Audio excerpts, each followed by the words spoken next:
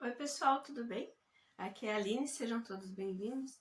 Hoje eu quero conversar com vocês sobre Babel, da autora R.F. Kuang. Ela é a mesma autora da trilogia da Guerra da Papoula, e esse aqui é o último livro dela que foi traduzido aqui para o Brasil. Bora lá?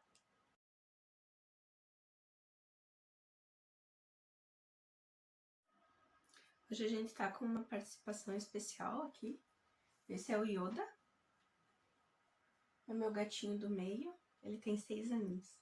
Eu tenho 3 gatos, eu tenho o Obi-Wan, que tem 11 anos, o Yoda, que tem 6, e o Horácio, que é o mais novo, que tem 3. Hoje é o do meio que vai participar. Então, fazia muito tempo que eu queria ler. Esse livro eu acho que lançou aqui no final do ano, por aí, né? E eu demorei um pouco, mas eu li ele em maio, foi uma leitura bem rápida, bem fluida, porque a escrita dela é assim. E eu achei bem bom. Aqui nós vamos ter a história de um local em Oxford, na faculdade, que se chama Babel, que é uma torre de estudos, onde eles estudam línguas e onde eles trabalham com a prata, com a magia, digamos, na prata. Então, eles estudam diversas línguas porque eles escrevem nessa prata palavras, e a prata é o condutor dessa função que é descrita pela palavra. Eu achei super interessante. Mas esse é o foco, né, da história. Aqui a gente vai ter essa história contada por um jovem chinês que nasceu no Cantão e que é trazido bem jovem para a Inglaterra com um tutor para aprender, enfim. E ele vai aprender latim, ele vai aprender grego, ele vai aprender melhor o inglês e ele vai continuar falando o chinês. E ele não sabe por que ele foi escolhido e que está acontecendo isso com ele. Ele é tirado da morte, bem dizer. Ele está deitado numa cama com a mãe morta quando ele é encontrado por esse professor e resgatado e levado para a Inglaterra. Quando ele completa lá seus 18 anos, se não me engano é 18, ele consegue uma bolsa em Oxford para estudar em Babel, nessa torre. Aí que ele vai entender o porquê que ele sempre teve que estudar tantas línguas e o porquê da importância dele continuar com o chinês. É um livro que fala sobre tradução. É um livro que fala sobre as línguas e é um livro que fala sobre o colonialismo e a exploração dessas outras línguas. É um livro que se torna fluido porque ela narra isso pra gente da visão de um adolescente, né, de um jovem, de um adolescente que está se tornando um jovem adulto e que ele está vendo tudo o que ele está ganhando para continuar servindo a coroa, mas ele também passa a ver tudo que a coroa destrói para continuar conquistando e ganhando esses privilégios.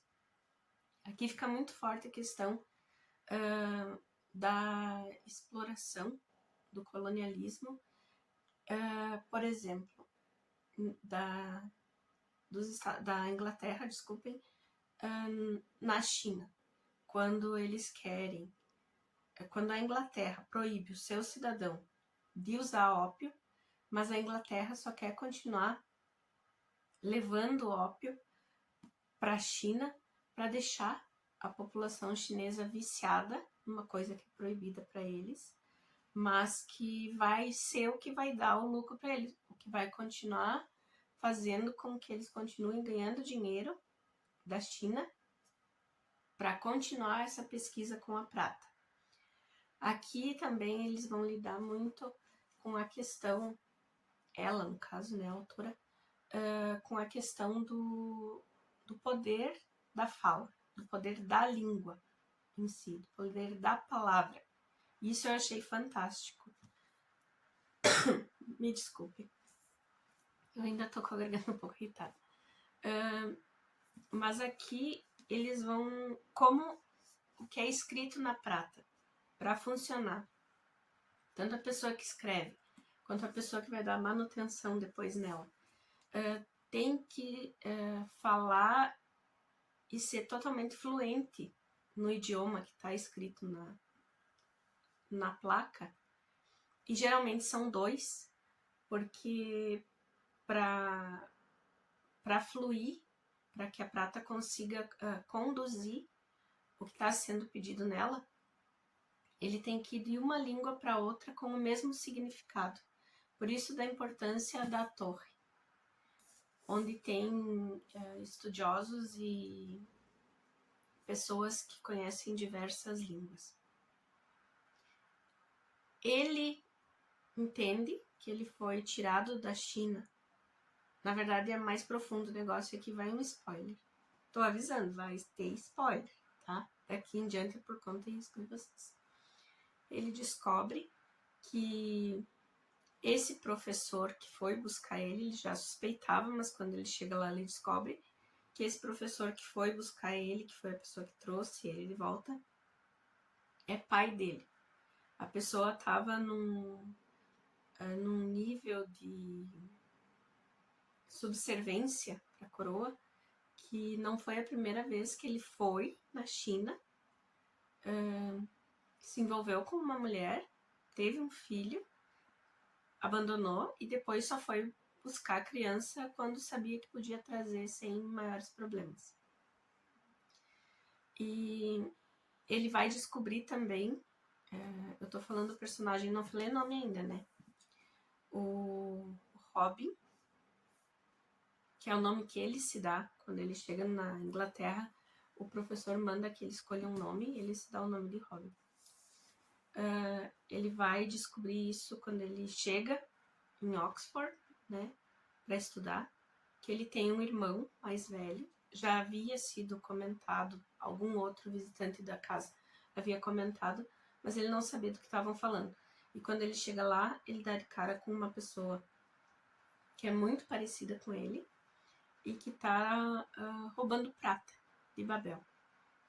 E ao invés dele entregar na hora, ele ajuda essas pessoas a fugir. E aqui ele entende a necessidade de saber o que ele está falando, que eles têm uma placa em mãos, os bandidos no caso, que é para ficar invisível. Mas ele não consegue pronunciar de forma que a prata entenda que ele realmente quer. E é o Robin que chega e presta esse auxílio. E ali ele vai lidar também com uma questão de amizade dentro da torre, né? Então todo ano chegam tantos estudantes novos. Junto com o Robin vão chegar mais 3. Vai ser o Robin, que é o chinês, o Rami, que é um indiano, a Victoire, que é uma africana, e a Leti, que é uma inglesa. Aí a gente começa pensando assim, tá? É um grupo bem amplo, né? E fica claro que os 3 estrangeiros são bolsistas. Todos eles, de alguma forma, foram trazidos para o país por alguma família que tinha condições de ser acolhido e de ser educado. Então, ali, um falava francês, outro falava o inglês, todos falavam inglês, na verdade, mas uma era bem fluente em francês, o outro em indiano, né? E o Robin em chinês. E uma também em algum dialeto africano, que agora eu não me recordo qual. Mas a inglesa tá metida no meio, né? E até então, tipo, eles não estão contra, tá, né? Tranquilo. Só que quando eles descobrem que existe esse movimento, como é que eu posso dizer? Me fugiu a palavra. Mas enfim, existe uma sociedade secreta que está interferindo nos assuntos de Babel, que é a Sociedade Hermes. Eles vão descobrir que existem diversos alunos que também receberam a bolsa e que também tinham vindo de outros países para estudar ali e que acabaram também saindo dali e entrando se engajando nessa sociedade. Pela exploração, principalmente pela exploração. Porque aqui o que ela defende muito, é que a coroa vai buscar essas crianças em lugares totalmente desolados, assim, que essas crianças não teriam outra chance, digamos assim. E ele traz nessa desculpa de que vai dar a bolsa, que a pessoa vai estudar e que a pessoa vai poder ser muito importante na sociedade britânica. Embora, de cara, quando eles já cheguem ali, eles já entendam que eles não vão ser bem aceitos nunca, porque eles não são ingleses. E quanto mais escura a pele, pior fica a situação. Mesmo que já tenha acontecido a abolição, né? Nesses países. E a gente tá falando de 1839, se não me engano, que é o período que passa entre 36 e 39, mais ou menos, que se passa essa história. E eles vão entender de formas diferentes, em momentos diferentes, que eles estão aliados à Sociedade Hermes. Embora o Robin tenha sido chamado pelo irmão dele, pelo meio-irmão dele, o Griffin, mas vai ter algumas separações ali no meio, enfim. E o Robin é o personagem principal dessa história. E como aconteceu pra mim na Guerra da Papoula, com a personagem Rin, que é a principal também, tem alguns traços que começam a me cansar, sabe? Durante a leitura. Eles começam a se questionar demais e eles travam e eles não vão para lado nenhum e eles ficam esperando, tipo, meio que acontecer um milagre ou um tapa na cara para acordar, sabe? É uma coisa que me incomoda um pouco. Mas, não, o saldo é super positivo, assim, o saldo da leitura. Só tem realmente essas questões nos personagens principais que me deixam um pouco... Mas, enfim, desabafo feito. Eles vão começar a tentar ajudar mais a sociedade. Só que numa dessas, Robin é pego ajudando a Victoire e o Rami. E em breve eles vão ser levados para o Cantão, na China, para o Robin ser o tradutor de de um negócio, enfim.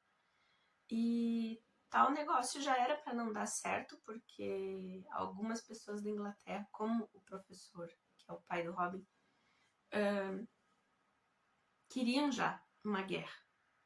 Porque eles, com a prata, eles seriam muito superiores a qualquer outra frota de navios, tendo a prata do lado deles. E o imperador chinês tinha proibido que qualquer pessoa de fora, qualquer estrangeiro, aprendesse a língua, o mandarim.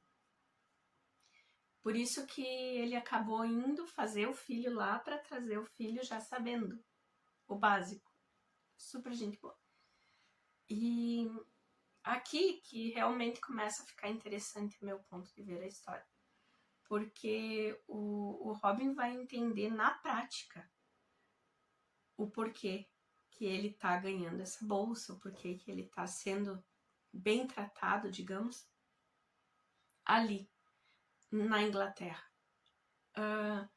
Porque eles querem que ele faça o papel do mentiroso, eles querem que ele diga esse chinês com quem eles estão negociando, que realmente tá tudo tranquilo, que a Inglaterra só quer vender o ópio dela ali e tal, e tá proibida a venda de ópio.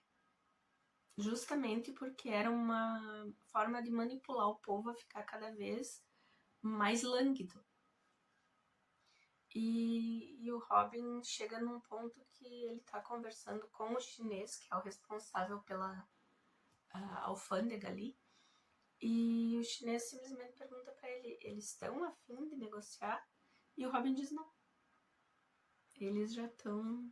Para eles a decisão já tá tomada. E esse pontinho que ele põe ali naquela conversa faz com que o diretor ali, o representante da alfândega, já tome uma atitude antes que a Inglaterra possa tomar. E ali começa o conflito. Então, desse conflito vai gerar diversas consequências, e quando esses jovens voltam para casa, esses jovens começam a entrar mesmo na resistência, muito mais forte, por diversos outros motivos que ocorrem durante essa viagem. E o que eu tô falando aqui, gente, tem algum spoiler, mas não é nada que vai mudar a leitura de vocês, tá? Então, agora sim, tem coisas que eu não vou falar, porque são o ápice dos acontecimentos para que vocês leiam, tá? Mas eles entrando de vez nessa briga, eles começam a entender que Babel é a chave de tudo.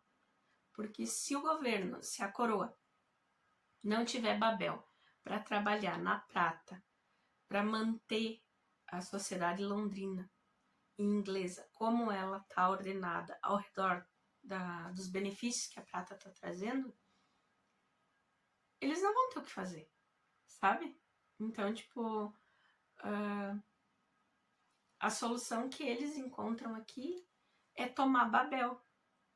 E uma vez que eles tomam Babel, eles começam a destruir a Inglaterra de dentro, sabe? E aqui a gente vai ter uma história de amizade, a gente vai ter uma história com traições, a gente vai ter alguns plot twists, assim, mas a gente vai ter principalmente uma história rica em conhecimento e crítica ao colonialismo. E a gente vai ter uma história em homenagem às línguas, o que eu achei mais lindo. É uma história sobre tradução, então aqui a gente vai ter diversos diálogos entre eles sobre formas de tradução, sobre qual é o papel do tradutor, o que o tradutor tem que fazer, ele tem que interferir de alguma forma na tradução para que fique melhor para a língua que ele está traduzindo, ou ele preserva o que está escrito e ele põe uma nota, digamos, para que a pessoa dessa língua diferente, que não conheceria o termo, não conheceria a intenção dessa frase ali, possa conhecer, sabe? É muito bom, é fantástico. Eu super indico. É um livro.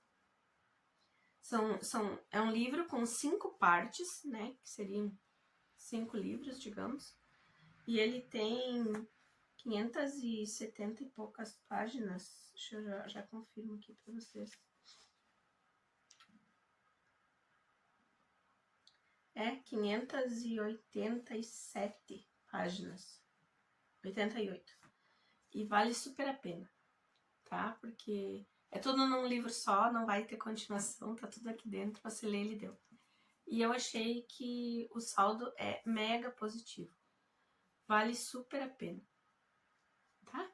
Fica aqui a minha dica. Então, obrigada para quem ficou comigo até aqui. Muito obrigada mesmo. Se vocês estão curtindo aí, me deem uma força. Se inscrevam aqui, me deixem um joinha, comentem se vocês já leram, se vocês têm intenção de ler, tá? Mas eu super indico, vale super a pena. Beijos, pessoal. Até a próxima.